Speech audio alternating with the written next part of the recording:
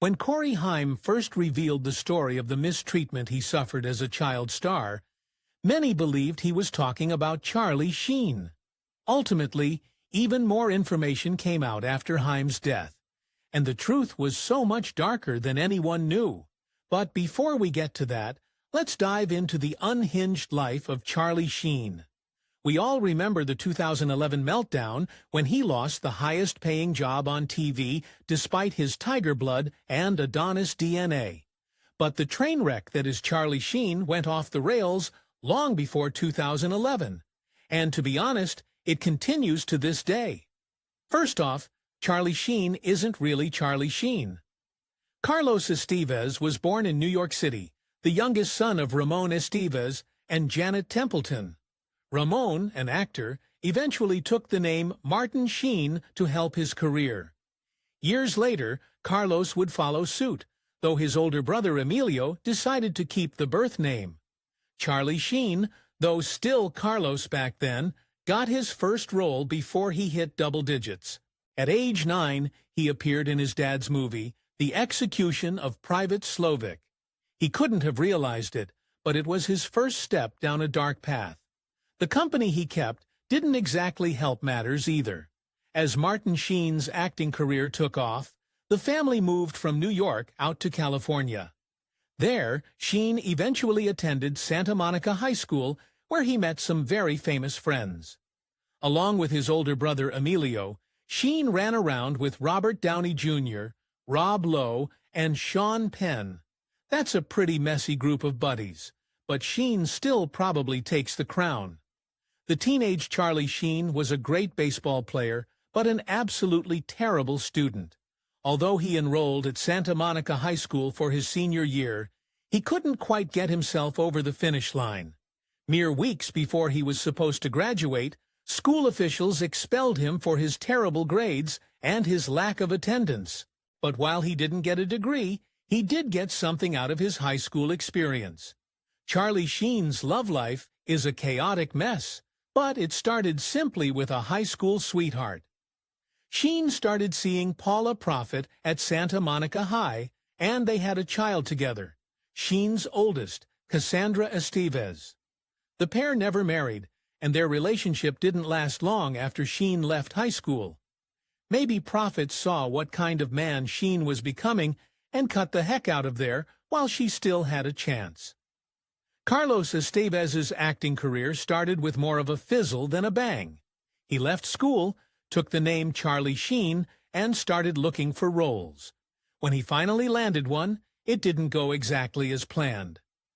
Producers cast Sheen in the role of Ron in Grizzly 2, The Predator, a low-budget sequel to a 1976 horror movie. It wasn't a glamorous role, but hey, beggars can't be choosers, right? Well, this was even worse than it appeared. Just a single day into making Grizzly 2, disaster struck. One of the film's lead producers, Joseph Ford Proctor, simply vanished from the set, and it gets worse. Proctor was the one with the money. Eventually, the truth came out. Proctor was behind bars. The remaining producer managed to drum up enough funds to finish the movie, but the damage was done. Lots of actors get their start with a cheap B movie, but usually at the end of it, people actually get to see it. Because of all the shenanigans with Proctor, Grizzly 2 never actually got released. That's what a baseball player like Charlie Sheen would call a swing and a miss. But at least Sheen had company. Both George Clooney and Laura Dern had roles in Grizzly 2. Not that anyone saw them, but Sheen wasn't going to let the failure stop him. He was tenacious, passionate, and most importantly, a nepo baby. He wasn't going to take no for an answer. Sheen didn't have to wait long for his career to start taking off. In 1984, he starred in the teen drama Red Dawn. Not long after that, he got a role in Ferris Bueller's Day Off. Not only were both of those movies, released, but they were also huge hits. Then in 1986, Sheen got the role that would turn him into a bona fide star. A lot can change in 3 years. One moment, Sheen appeared in a movie that didn't even get released. Next, he had the starring role in a Best Picture-winning film, Oliver Stone's Platoon. He teamed up with Stone again the following year in Wall Street, this time starring across from his own father. Charlie Sheen was officially a movie star, and he had Oliver Stone to thank. So why didn't they work together again for almost 25 years? Well, as occasionally happens with Charlie Sheen, there was drama behind the scenes. Oliver Stone's next movie was Born on the 4th of July, which stars not Charlie Sheen. Allegedly, Stone wanted to cast Sheen, but some wires got crossed and Sheen never got the offer. Eventually, Stone cast Tom Cruise in the lead role instead. Sheen had no idea until his brother Emilio told him the news.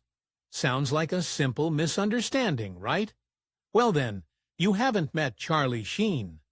Charlie was not happy Oliver Stone had offered his next leading role, and he knew how to hold a grudge. He refused to appear in another Stone movie ever again, though he eventually reprised his Wall Street role for a cameo in the 2010 sequel. Cutting out the man who had made him a star might seem like a bad idea, but it didn't slow Sheen down at all. He remained an extremely bankable movie star through the 1990s, though that's around the time his public scandals started piling up. In the late 80s, Sheen started dating Kelly Preston. He must have been head over heels because he soon popped the question, and she said yes.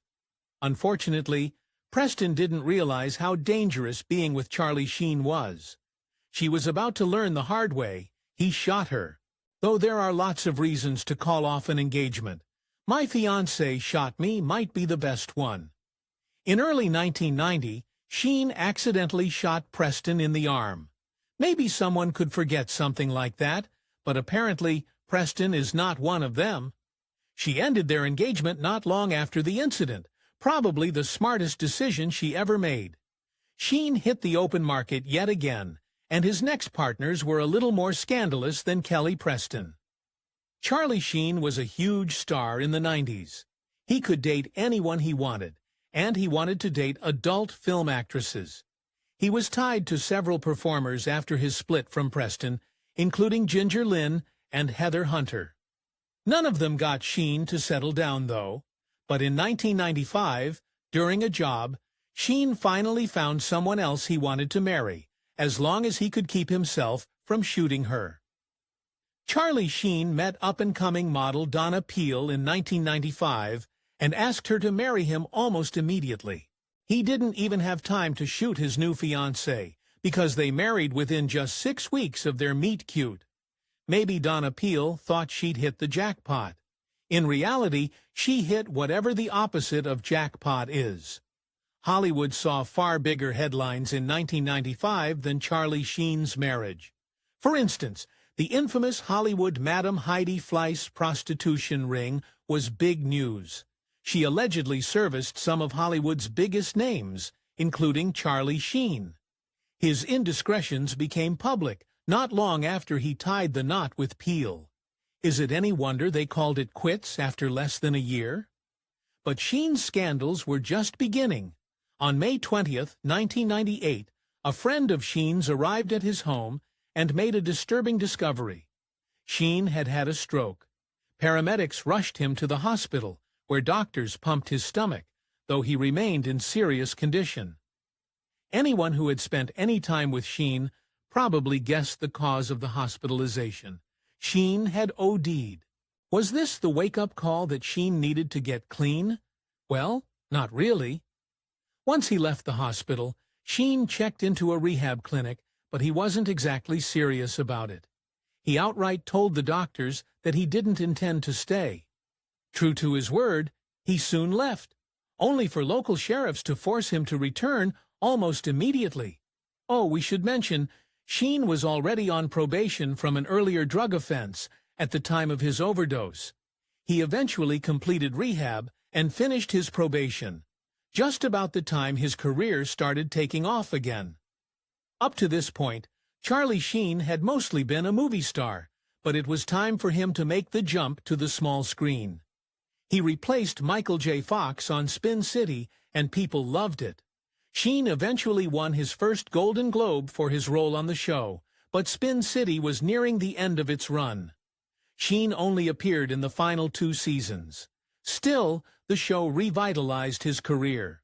After the health scare and rehab stints, things were starting to look up for Charlie Sheen, and his love life was going well too. Sheen met Denise Richards in 2000, and for once in his life, he decided to play it slow. They bumped into each other again the following year when Richards guest starred on Spin City. They started dating in October 2001, and in classic Sheen style, he immediately cranked it up to 11.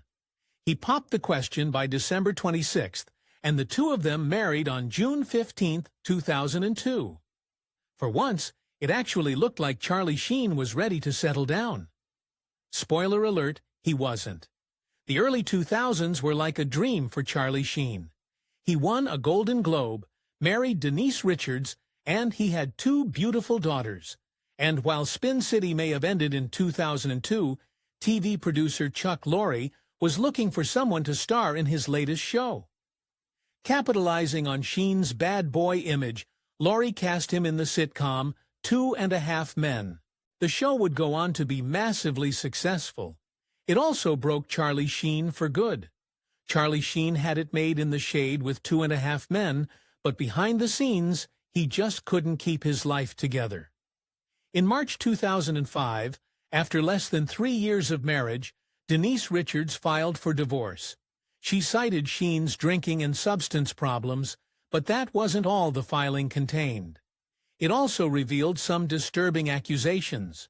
Charlie Sheen's affinity for adult performances wasn't news, but it may have been worse than it appeared. While filing for divorce, Richards claimed that Sheen enjoyed gay films with boys who looked underage, and that he was also attracted to underage girls. Looking at her court filing, it's honestly amazing that Richards lasted 3 years with Sheen. But while Sheen was making scandalous headlines yet again, he was also making bank.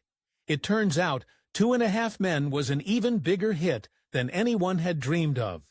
By the end of his run on 2.5 Men, Charlie Sheen earned a whopping $1.8 million per episode, making him the highest-paid TV star in history. But remember that whole OD stroke and rehab thing? Well, Sheen never really got clean, and now he had more money than he'd ever had before. How do you think that worked out? Although I don't think anyone would describe Charlie Sheen as a marriage guy, it's not for lack of trying. In 2008, he married his 3rd wife, Brooke Muller. She soon gave birth to twin sons, but if she thought she was going to be the one to finally change him, she was horribly mistaken. It wasn't long before he crossed the line. Sheen and his wife spent Christmas 2009 in Aspen. He was the highest-paid man on TV after all, but this was no holiday fairy tale. It was more like a horror story.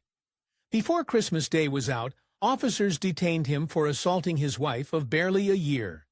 He was sentenced to rehab, probation, and anger management. Did they really think that was going to work? This was the first time when Sheen's life really went off the rails. In October 2010, Sheen checked into New York City's opulent Plaza Hotel. His ex-wife, Denise Richards, was there as well, along with their 2 daughters, though Sheen stayed in his own room. His current wife, Brooke Muller, was nowhere to be found. But if you think Sheen was going to take it easy because his family was across the hall, then you haven't learned anything yet. In the middle of the night, a woman called the front desk from Sheen's room. Security went to investigate, and they found Sheen barely clothed in a drug-fueled rage, tearing apart the room. He'd allegedly lost his phone and wallet after he'd gone out partying. Oh, and the woman who called the front desk? Well, let's say she wasn't there for free. According to reports, security found her unclothed and locked in a closet, fearing for her life. But, as always with Charlie Sheen, it gets worse. Not only was Charlie Sheen partying with a working girl across the hall from his 2 young daughters, not only did he cause $7,000 of damage to his hotel room, he was also just 2 months out of rehab when he did it. When the dust finally settled, Richards brought him to New York Columbia Presbyterian Hospital, though Sheen allegedly only agreed to go because it was either the hospital or handcuffs. And this was just the start of Sheen's meltdown. Despite his team reporting that he'd checked into the hospital after an allergic reaction to medication, word of Sheen's rant soon got out. Maybe he was looking for someone to blame his problems on, because mere weeks after the Plaza incident, he filed for divorce. Brooke Muller had stayed with him after he hit her, but it was actually him who divorced her. And, if you can believe it, the split soon got messy. A few months after Sheen filed for divorce, Muller got a restraining order against him. In the document she wrote, "I am very concerned that Charlie Sheen is currently insane." The authorities soon went to Sheen's home and removed the couple's twin sons. Sheen's addiction was well and truly ruining his life, and it was about to ruin his career too. 2.5 Men was still airing at the time of the Plaza meltdown, but in January 2011, the show went on hiatus so that Sheen could enter rehab. However, the rehab took place in Sheen's home, and it was the third time he tried getting clean in a year. His family tried to support him through it, but Sheen wasn't interested in getting help. With Charlie Sheen gone completely off the deep end, his father had to field constant questions about him. Martin Sheen tried his best, calling addiction a disease like cancer and trying to offer his son support, concern, and love. Charlie wasn't having it, though. His response, "I have a disease. Bull, I cured it. With my mind." Well, if he really was cured, he had a funny way of showing it. To this point, CBS still planned on having Sheen return to work on 2.5 Men. It was, after all, one of the most successful shows on TV. Even despite everything he'd done, they still wanted to keep their cash cow. But then Sheen called into Alex Jones's radio show for another one of his deranged interviews. Except this time, he crossed a new line. No one listening to Charlie Sheen on Alex Jones would have called him cured. The rambling and erratic interview showed just how unhinged Sheen had become, especially when he started talking about 2.5 Men creator Chuck Lorre. That turned out to be a terrible mistake. Lorre still thought Sheen needed help. Sheen disagreed, so he called Lorre a clown and an anti-Semitic slur for good measure as well. Sheen said he was sorry that he embarrassed Lorre in front of his children by healing at a pace that Lorre's unevolved mind cannot process. And just like that, Charlie Sheen lost the cushiest gig on TV. After the Alex Jones interview, CBS canceled the remaining episodes from that season and banned Sheen from the production lot. I guess Sheen thought they were just playing a big game because he responded by asking for a 50% raise, claiming he was underpaid. How do you think that worked out? Chuck Lorre wasn't playing around. He fired Sheen and unceremoniously killed off his character on 2.5 Men. This is when the Charlie Sheen meltdown that everyone remembers truly began. Who doesn't remember him going on TV and saying he was a warlock with tiger blood and Adonis DNA? Who doesn't remember? Winning. Winning. But while we all had a laugh at the crazy movie star, the truth behind the scenes was just plain sad. At the time of his dismissal from 2.5 Men, Sheen was living with an adult actress, Brie Olson, and a model, Natalie Kenley, both 24 and half his age. This is around the time the authorities took his sons from his home. He called Olson and Kenley his goddesses, but not even they could put up with his antics anymore. Both of them left him within months of his firing. For anyone, this would have been rock bottom. Rock bottom is just where Charlie Sheen lives. In 2014, he proposed to his latest girlfriend, adult actress Brett Rossi. They planned a wedding for the fall, but called it off just a month before the big day. Sheen said, "I've decided that my children deserve my focus more than a relationship does right now. I still have a tremendous fondness for Rossi, and I wish her all the best." Sounds quite mature, doesn't it? Well, as usual, there was more to this story than it appeared. Right around the time they were supposed to be wed, Rossi ended up in the hospital from an OD. Soon after, she took Sheen to court. The allegations included assault, emotional distress, false imprisonment, and negligence. It was terrible, but sadly unsurprising for anyone who'd followed Sheen's troubles. But this time, there was something new. Just when you thought Sheen couldn't sink any lower, in 2015, Charlie Sheen made a shocking announcement. He was HIV positive, having been diagnosed 4 years earlier. He claimed to have the condition under control with an antiviral cocktail, saying it was impossible that he could have infected any of his partners. While apparently, Rossi disagreed. She claimed that he hid his diagnosis from her when they were together. In April 2016, the LAPD announced that their stalking unit was investigating Sheen. This time, he allegedly threatened to kill his ex-fiancée, Rossi. As we said, there isn't really rock bottom for Charlie Sheen. It's all rock bottom.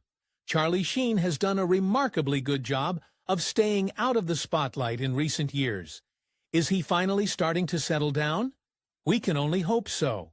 But we can't overlook the dark information around his behavior concerning Corey Haim.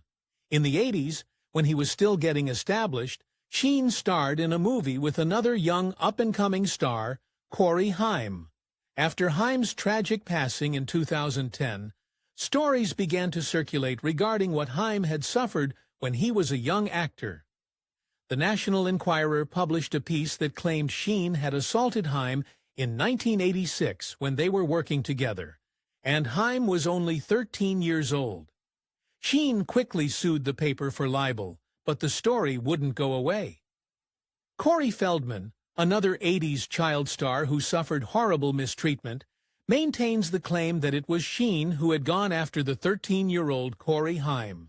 However, Haim's mother claimed it couldn't have been Sheen because she believes it couldn't have happened without her knowing. Sadly, without Haim here to tell the story, the truth may never come out, but it remains perhaps the darkest stain on Charlie Sheen's already troubling legacy. In the end, Charlie Sheen's legacy is a complex one, filled with immense talent and unforgettable performances, but marred by scandal, addiction, and controversy. From his rapid rise in Hollywood to his spectacular fall from grace, Sheen has been a cautionary tale about the price of fame, unchecked excess, and the dark side of celebrity culture. Though he seems to have retreated from the public eye in recent years, the demons of his past continue to haunt him. Whether he's truly found peace or remains a ticking time bomb is anyone's guess, but one thing is certain. Charlie Sheen's story is far from over. If you enjoyed learning about the fascinating life of Charlie Sheen, don't forget to like and subscribe for more awesome content.